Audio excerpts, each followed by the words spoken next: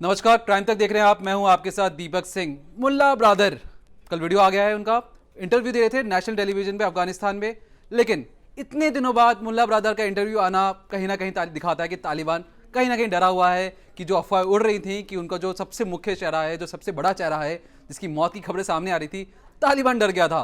तालिबान ने कल किसी तरीके से एक प्लान के जरिए अफगानिस्तान के एक नेशनल टेलीविजन पे उनका चेहरा दिखाया, यही दिखाया कि वो बात कर रहे हैं, तालिबान के भविष्य के ऊपर बात कर रहे हैं।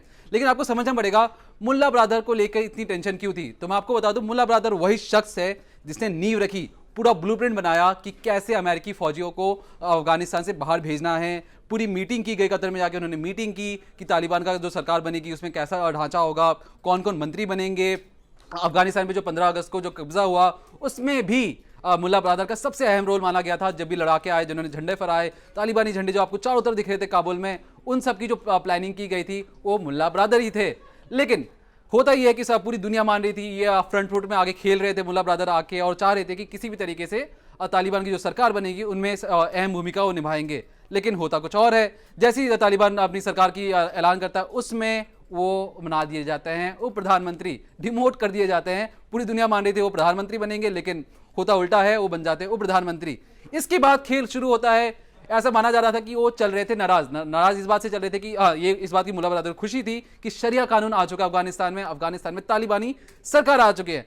लेकिन उनके मन में कहीं ना कहीं खटक रही थी हक्कानी नेटवर्क, खूंखार हक्कानी नेटवर्क को लेकर जो बात सामने आई थी, जो पाकिस्तानी आईएसआई जो पैसे देके जो हक्कानी नेटवर्क को अफगानिस्तान में आतंक फैलाने का काम करती है। और हक्कानी वही नेटवर्क है जो कई बार इसमें जो भारत में हमले होते हैं उसमें भी हक्कानी नेटवर्क का नाम आता है। तो हक्कानी नेटवर्क में आपको बता दूं, जो हथियार और जितनी भी लॉजिस्टिक चीज़ें होती हैं, जो मुहैया करवाने का काम होता है, जितनी तालिबान की जितनी भी लड़ाके हैं, वो हक्कानी नेटवर्क ही करता है। तो हक्कानी नेटवर्क के जो लीडर्स थे, जो बड़े बड़े नेता थे, वो चाह रहे थे कि अफगानिस्तान की सत्ता पे जो सरकार बने उनमें उनके बड़े नुमाइंदे हों, अहम पदों पे नुमाइंदे हों। लेकिन इसके उलट हुआ ये कि जो तालिबान की जो मुल्ला ब्रदर जो अगुवाई कर रहे थे मीटिंग में, वो इससे खफा चल रहे थे। उन्हें लग रहा था कि पाकिस्तान जानबूझ के दखल दे रहा है, हमने पहली अमेरिकी फौजियों को, जो विदेशी जो ताकतें थी, उनको बाहर भेजा है, और ये पाकिस्तान जो बड़ा भाई बनने की जो कोशिश कर रहा है, ये कहीं ना कहीं मुल्ला ब्रदर को खटक रही थी। लेकिन मुल्ला ब्रदर की कई कोशिशों के बाद भी ऐसा होना पाया और हक्कानी नेटवर्क को कई अहम मंत्रालय मिल गए। लेकिन जैसी अहम मंत्रालय की घोषणा हुई, तब से लेके कल देर रात तक, उससे पहले तक ना उनका कोई वीडियो था ना कोई फोटो था।